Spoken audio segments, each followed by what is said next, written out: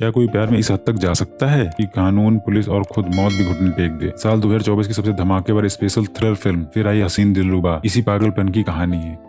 अपने खौफनाक अतीत को भुलाकर रानी और रिशु पुलिस से बचते हुए आगरा में आकर बस चुके हैं। दुनिया की नजरों में रिशु मर चुका है, इसीलिए दोनों अलग अलग घरों में रहकर थाईलैंड भागने की तैयारी कर रहे हैं। लेकिन कहानी में ट्विस्ट तब आता है जब रानी की जिंदगी में अभिमन्यु नाम की एक साइको कंपाउंडर की एंट्री होती है, जो रानी से एक तरफा प्यार कर बैठा है। उधर पुलिस की जांच का जिम्मेदार डीएसपी मृत्युंजय पासवान संभाल लेते हैं, जो नील के सगे चाचा हैं और बदला लेने आए हैं। पुलिस के शक से बचने के लिए रानी एक चाल चलती है और अभिमन्यु से शादी कर लेती है। अब शुरू होती है दिनेश पांडे के उपन्यास से भी खतरनाक मास्टर प्लान। पुलिस से बचने के लिए रानी, रिशु, अभिमन्यु तीनों मिलकर अपनी मौत का झूठा नाटक रचते हैं। वे यमुना नदी के रेलवे ब्रिज से मगरमच्छों से भरी नदी में कूद जाते हैं। पुलिस को गुमराह करने के लिए उन्होंने पहले ही मगरमच्छों को गोश्त खिलाकर उस एरिया से दूर कर दिया था। पुलिस रिशु का नकली हाथ ढूंढकर तीनों को मरा हुआ मान लेती है और केस बंद हो जाता है। लेकिन खेल यहीं खत्म नहीं होता। रानी के अंदर अभिमन्यु रानी को पाने के लिए रिशु को धोखा दे देता है। वह रिशु का प्रोस्थेटिक हाथ खींचकर उसे मगरमच्छों के हवाले कर देता है और रानी को लेकर हिमाचल भाग जाता है। 6 महीने बीत जाते हैं। रानी को लगता है कि रिशु मर चुका है, लेकिन तभी उसे दिनेश पांडे की किताबों की एक रहस्यमयी लाइन मिलती है, जिससे वह समझ जाती है कि उसका रिशु मौत को छूकर वापस आ चुका है।